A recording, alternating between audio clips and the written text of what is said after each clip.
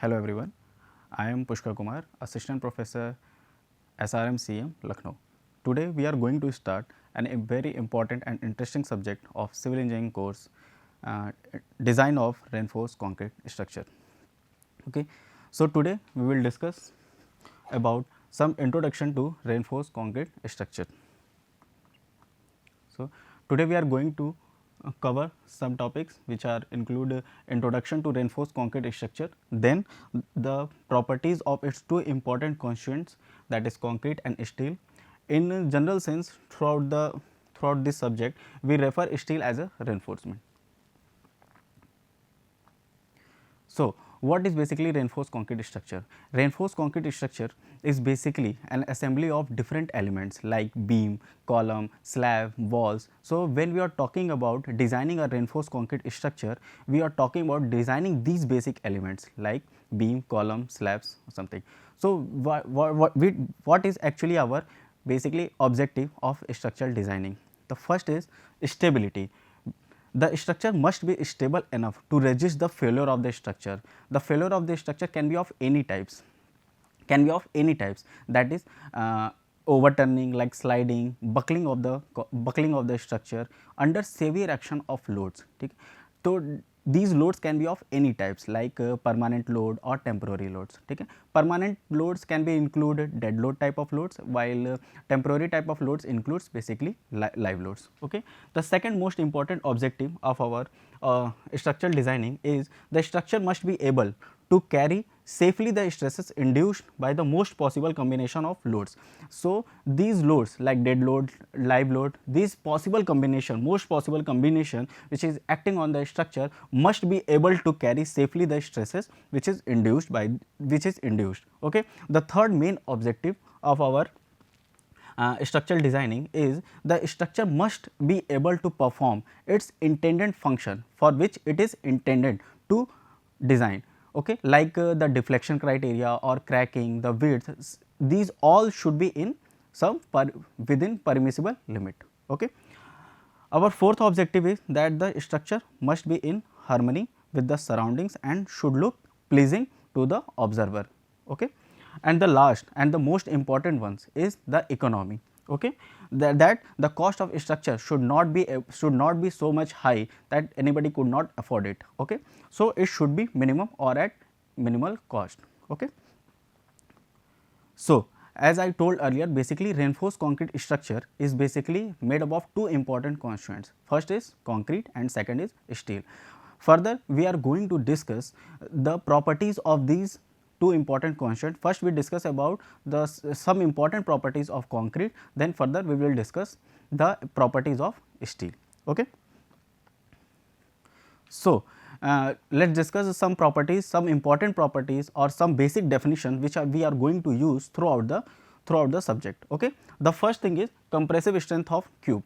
The compressive strength of cube is basically when we are talking about compressive strength of cube, it is basically the compressive strength of a cube which is of size 15 centimeter into 15 centimeter into 15 centimeter subjected to a uniaxial compression after 28 days of its casting. Okay. The second most important definition which we are generally use here throughout the subject, that is characteristic compressive strength of cube. Okay. So the strength below which not more than 5% of the test results are expected to fail, means if let us say take an example like we take 100 sample of cubes. Okay. 100 sample of cubes, then we tested it under uniaxial compression, then like we got the results like 23 Newton per mm square, 24 Newton per mm square, like this we are going to find this type of results. Okay. So 5% of the basically test, the below 5% are basically neglected, and the result the compressive strength we got is basically defined as the characteristic compressive strength of cube. Basically the most important thing we noted it that it should not be more than 5% of the test results, means it can be less than 5%, but not more than 5%. Okay. And also noted that the characteristic compressive strength of cube is always in the multiples of 5, okay, like 20 Newton per mm square, 25 Newton per mm square. Then we decide the grade of the concrete, we will discuss it later. Okay. The third most important differentiation is characteristics strength of concrete. Okay. This value is basically obtained when we divide the compressive strength of cube by a value or say factor by of 1.5. We are doing this basically because when we are testing the cube, we are getting the strength of the cube, we are applying a load of uniaxial compression, but in real structures there is not always the concrete structure are applied under uniaxial compression. So this variation is accounting by dividing this value under with 1.5. Okay. Or also the other important variation which we need to accounting is the shape of the concrete. Here we are taking a cube sample for testing, but not all the concrete structure are in cube shape. So these two variations are accounting by dividing the compressive strength of characteristic compressive strength of cube by dividing it 1.5. Okay.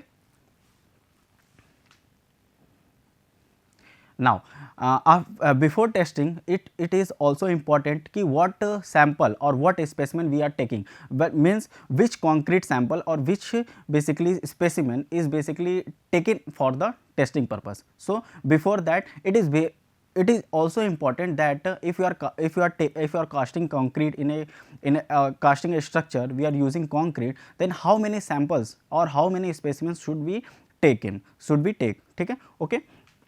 Then the number of samples is basically mentioned according to the another thing I missed, that is for the whole RCC design of concrete structure, the important thing is we follow a standard which is IS 456 2000. Okay. IS 456 is going to we are going to follow throughout the whole subject. Okay. So the we are talking about the how many number of samples are taken. Basically you have to basically differentiate, understand what is sample and what is specimen. When we are talking a cube of 15 into 15 into 15 centimeter, that is basically a specimen, means a cube of 150 mm size, which is basically taken with the standard IS 516. Okay.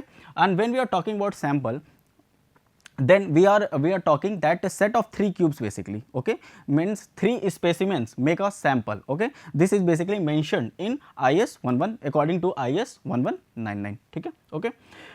Now what is the acceptance criteria of sample? What is basically the acceptance criteria of sample? It is basically mentioned like I earlier said that through all these statements were taken from the Indian Standard Code of 456 2000. Okay. We are going to follow this. Okay. So basically in IS code 456 2000 in clause 15.4 there is acceptance criteria of sample ki what kind of sample is basically we are going to take. So that it is mentioned that the test result of the sample shall be average of the strength of 3 specimens. Okay. And the second is the individual variation of the individual variation should not be more than plus minus 15% of the average. Like say if you are taking a sample, and its value is about 25 Newton per mm square, then it's all the samples, all the different samples, all the different specimens should not have compressive strength variation more than less than 15% of the average value of the total sample. Okay. If it is more than 15%, if it is found that there is variation greater than 15%, then the test sample will be rejected. Okay. Now there is also the acceptance criteria of concrete, basically the specimen. It is also mentioned in clause 16.1 of IS code 456 2000. Okay. So the first thing is mentioned that the average of the force consecuting and non overlapping strength should be greater than or equal to the maximum of the FCK plus 0.2825 S or FCK plus 3. Here FCK is basically the characteristic cube compressive strength of concrete as we discussed earlier, and here is S is the standard variation. Okay. And next thing which is mentioned in this clause is that the compressive strength of no individual sample should be less than FCK minus 3. Okay. So basically compressive strength of no individual sample should be less than the characteristic cube compressive strength of concrete minus 3. Okay. So it is basically mentioned in the clause 16.1 of IS code 456 2000. Okay. The standard variation table according to the different sample, it is mentioned in the table 8 of IS code 456 2000. You can get the values of according to the grade of the concrete, the value of standard deviation from this table. Okay. So, here is the stress strain diagram of concrete basically. Okay. Stress strain diagram, the important observation from this stress strain curve is basically the stress strain diagram is non-linear. Basically, the stress strain diagram of different grades of concrete. What is grade? Basically, we are discussing it further. Okay. So, basically when we test different grades of concrete under uniaxial compression, we got the stress strain curve, and we observe that the stress strain diagram is non-linear throughout the test. The second thing we observe is the maximum stress is basically corresponding, that you are looking that different grades of concrete, the maximum stress is basically observed at the strain equal to 0.002. Okay. The third thing we observe that the ultimate stress of all the grades of the concrete is lies between 0.004 and 0.006. The next observation we observe that the brittleness increases as you can see, as the grade of the concrete increases, as that like M20 grade higher, M30, and then further higher grade M50, then the brittleness increases, means the ultimate strength value is basically decreasing. Means we get an observation that as we are going to use higher grade of concrete in the designing, the ultimate strength reduces. Okay. Means brittleness increases, it fails earlier. Okay. And the last thing we observe, that first thing you note that the slope of the stress strain curve is basically giving you the modulus of elasticity. Okay. So, from this the modulus of elasticity is also increasing, as you can see the slope is also increasing with the grade of concrete. As we testing the different grades of concrete, the higher the grade of the concrete, the higher the modulus of elasticity of the concrete. Okay. So, now talk about grade of concrete. There are different grades of concrete we are using basically in IS code 456/2000. Okay. It is basically also mentioned in amendment number 4. There are different grades of concrete. All grades of concrete is basically classified under 3 categories. Okay. First one is ordinary concrete, second is standard concrete, and third one is high strength concrete. The ordinary concrete, the different grades from M10 to M20 are basically included under this category, ordinary concrete. Okay. The standard concrete involves the grade of concrete from M25 to M60, and the high strength concrete basically involves the grade of concrete from M65 to M100. Okay. Though here M represent basically the mix, okay, and the 10 represent the characteristic strength of the cube. Means if you are talking about M10, then it is the characteristic compressive strength will be equal to 10 Newton per mm square or 10 megapascal. Okay. Now, the modulus of elasticity, as we can see, as we earlier discussed, the slope of the stress strain curve basically gives you the modulus of elasticity of the concrete. Okay. So, basically modulus of elasticity of concrete are of different types. Okay. So, let us discuss. First one is initial tangent modulus of elasticity. It is basically the slope of stress strain curve which is at the origin part. Means when we got the stress strain curve, the initial part, the origin part, basically we draw a line, the slope basically gives a value of initial tangent modulus. Okay. The second one is tangent modulus of elasticity. Okay. The slope of tangent at any point on the stress strain, means this is the stress strain curve, we draw a tangent to any point, then the value we got is basically equals to tangent modulus of elasticity. Okay. Now, the third one is secant modulus of elasticity. Okay. The third one is secant modulus of elasticity. It is sometimes refers also as static modulus of elasticity. Okay. It is basically the slope of the line joining from any point to the origin point. It basically gives that value. Generally, at any point we generally take the value at which is got under 1/3 of ultimate stress. Means ultimate stress divided by 3, the value you got, basically we join that point to the origin point, and then we got the slope, and this value is basically equals to secant modulus of elasticity, or sometimes also refer as static modulus of elasticity. It is also mentioned in clause 6.2.3 of IS code 456/2000. 2000. Okay. So basically the secant modulus of elasticity is equal to 5000 under root FCK. FCK is again here the compressive cube compressive strength of concrete. Okay. One thing you notice that it is called static modulus. So the dynamic, there is also a dynamic modulus of elasticity, means we got the modulus of elasticity of concrete under dynamic loading. Dynamic loading means like earthquake loading, wind loading. So that modulus of elasticity is basically mentioned in, basically we calculate that value is basically equals to initial tangent modulus of elasticity. Okay. The last type of modulus of elasticity is long term modulus of elasticity. It involves basically the effect of creep. Creep is basically deformation we obtain after a sustained type of loading for over the years. Okay. So it is basically involves creep. Okay. When we involve creep, then we got the modulus of elasticity equal to secant modulus of elasticity divided by 1 by theta. Theta is here creep coefficient, which actually depends, theta is basically here creep coefficient, which actually depends on the loading when we applied actually load on the, when the concrete cast let us take example, the concrete cast after 7 days, concrete cast after 7 days we applied a load, then the creep coefficient will be higher, and if we applied a load after 28 days or after a year, then the value of creep, the creep coefficient value will be decreasing. It is also mentioned in IS code 456/2000. Okay. Now the different codes of concrete, it is basically mentioned that we are using basically different codes of concrete for our references, like IS 10262/1982. It is basically uses for the guidelines of the concrete mix design. Okay. Now different code, the different code is 7861 part 1 1975. In this the extreme weather concreting is basically, it is the code for extreme weather concreting. IS 3370 part 1 1965, it is basically used for the concrete structure which are used for containing certain type of liquids. So this is basically mentioned in this code. IS 516/1959, it is basically the codes which involves the different type of tests for checking the strength of concrete. Okay. Now the next one is IS 119 and 1959. It involves the method of sampling and analysis of concrete.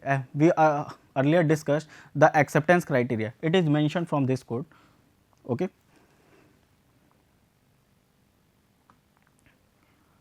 So now till now we have discussed the different properties or different grades of concrete. Now we discuss the second most important constants of reinforced concrete structure, that is steel. Sometime in general sense we referred it as a reinforcement throughout the subject. Okay. So like different grades of concrete we are using in the designing, there is also different grades of steel we are using in designing of the structure. The different grades of the concrete are basically Fe 250, Fe 515. What this 250 and 415 indicates is basically indicates the yield strength of the steel. Means if we are saying we are using Fe 250 steel, Fe 250 grade steel, it means its yield strength is equal to 250 Newton per mm square. Okay. And if you are talking about 450 Newton 415 grade of steel, then its yield strength will be equal to 415 Newton per mm square. Okay. So generally the different type of steels like mild steel, so a unique point that we can that indicates basically the yield strength of steel, means you can actually point out where is the yield strength of steel. But there are certain type of steels like Fe 415, they doesn't indicate the exact point or say yield strength value, exact value. Then what to do, then we generally take a line parallel to the stress strain curve from 0.2% or say 0.02 strain, and where it cuts the stress strain curve, this value actually gives the yield strength of steel. Okay. Further, earlier we discussed that the slope of stress strain curve gives actually the modulus of elasticity. Okay. So here the stress strain curve of steel also gives you the modulus of elasticity of steel. Okay. Its value is equal to basically 2 into 10 to the power 5 Newton per mm square. Okay. So, there are different types of reinforcing steel according to the manufacturing, that like mild steel. Fe 250 is basically mentioned as mild steel. It can either be ordinary or hot rolled. Okay. Its characteristic in as I told you earlier, that its characteristic or yield strength is equal to 250 Newton per mm square. Okay. Now, the second type of steel we are using is HYSD bar, or say Fe 415 or Fe 500 bars. Okay. So, these are the cold twisted bars. Okay. And the third one is TMT bars. These are also the grade of 415 and 500, but they are more corrosion resistant if we compared the cold twisted bar, if we compare to the cold twisted bars. Okay. So, these are the different manufacturing aspect. Okay. We don't need to go in so much details. Okay. So, these are the different grades of steel, that Fe 250 and Fe 415. Okay. So, this is the design stress strain curve we actually earlier discussed, like like see the characteristic and design stress strain curve of mild steel. You can clearly see the exact yield strength value of mild steel, but in higher grade of steel like Fe 415 you cannot exactly tell where is the yield strength. So, for this we basically draw a parallel line to the stress strain curve from 0.002 stress strain curve, and then the parallel line where it cuts the stress strain curve, that basically point gives you the value of yield strength of that kind of steel. Okay. Fe 415. Okay. This is basically the graphs taken from IS code 456 2000. Okay. Now, the yield strength of HYSD bar. What is the yield strength of HYSD bar? It is basically equals to the 0.002 plus Fy upon Es. Es is basically the modulus of elasticity, and Fy is basically the stresses. Okay. So, we will discuss it further in other design philosophies. Okay. The important thing we are going to notice here, that what are the different type of reinforcement bar available in the market. So, you can see these bar diameters are in millimeter, like 5 mm, 6 mm, 8 mm, 10 mm, 12 mm. Notice there is no 14 mm bar dia available in the market. Also, after 20 there is no 22 mm or 24 mm bar dia reinforcement available actually. So, we have to also look after when we are designing that what kind of reinforcement is available in the market. Okay. Okay, students. The next is the different type of codes, different types of codes of steel we are going to use, which we are generally use, that is IS 432 part 1 1982. In this specification of the mild steel and medium tensile steel bars of the concrete reinforcement is basically mentioned. Okay. The other important code is 1786 1985, in which the specification for high strength deformed steel bars for concrete reinforcement is basically mentioned. Okay. Now, the other one is IS 1608 1995, in which mechanical testing of the metals, different type of like tensile testing is basically mentioned. Okay. Now, there are various philosophies under which we are going to design the reinforced concrete structures. The most important design philosophies are working stress method, limit state design method, and ultimate load design. So, in the next lecture we further discuss how are what basically the assumptions, or basically what are the rules under which we are going to design a reinforced concrete structure. So, we in another lecture, in next lecture we are going to start with working stress method, then further after finishing working stress method we are going to discuss limit state method and then ultimate load design method. Okay. These are the references. The most important one is IS code 456 2000, which we are going to take a very standard, or basically a very important standard code, which we are going to follow throughout the RCC subject, throughout the reinforced concrete design subject. Okay. There are some important books like Pillai and Menon for the reinforced concrete design, and also limit state design by A.K. Jain. Okay. There are also important code SP16 we are going to use when we are designing for the concrete structures. Okay. Okay. Thank you guys.